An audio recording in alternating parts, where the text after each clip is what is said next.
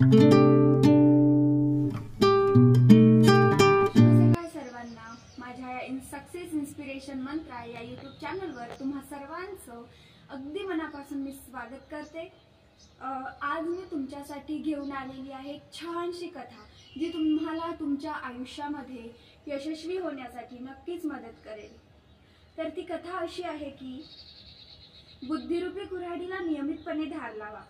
एक होता लाकूड तोड्या जॉन एका कंपनीमध्ये 5 वर्ष काम करीत होता। त्या 5 वर्षात त्याला एकदाही पगारवाढ मिळाली नाही। मात्र त्याच्यानंतर कामाला लागलेल्या बिल नावाच्या नव्या लाकूड तोड्याला वर्षाच्या आतच पगारवाढ मिळाली। हे पाहून जॉनला फार वाईट वाटलं आणि त्यानं मालकाकडे हा विषय काढला।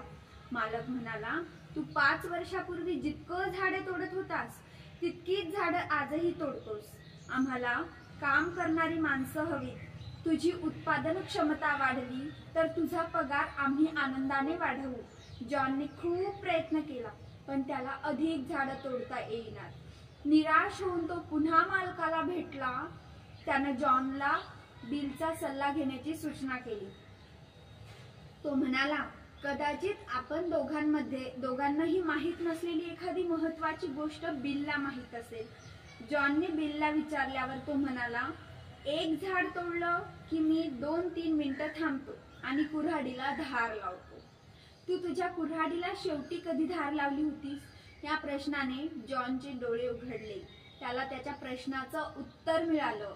या कथेवरून मला तुम्हाला एवढंच सांगायचं आहे की तुम्ही तुमच्या कुऱ्हाडीला अर्थातच तुमच्या बुद्धिरूपी कुऱ्हाडीला धार लावावी। जेव्हा तुम्ही तुमच्या बुद्धिरूपी कुऱ्हाडीला धार लावाल तेव्हा नक्कीच तुम्ही एका सामान्य व्यक्तीच्या पलीकडे जाऊन एखादी असामान्य प्रगती करू शकाल। मी तुम्हाला विचारतो की तुम्ही आपल्या कुऱ्हाडीला शेवटी कधी धार लावली होती? गतवैभव आणि शिक्षण फारसे उपयोगी पडत नाही। आपण आपल्या बुद्धीला सदैव धारदार ठेवलं पाहिजे। एवढंच मला तुम्हाला सांगायचं आहे।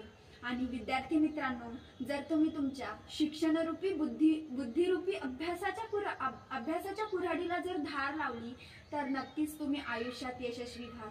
आणि तुम्हाला माझ्या या कथेतून एका छोट्याशा प्रयत्नातून जर नक्कीच तुमच्या जीवनामध्ये काही बदल होत असेल तर मला नक्कीच कळवा। आणि तुमचे हे जे मला लाईक सबस्क्रायबर्सचे जे प्रतिसाद मिळत आहे ते नक्कीच मला उपयोगी ठरत आहे। आणि तुम्हाला व्हिडिओ आवडला असेल तर नक्की एक लाईक करा, शेअर करायला विसरू नका। मिळूया पुन्हा पुढच्या व्लॉगमध्ये। राधे राधे।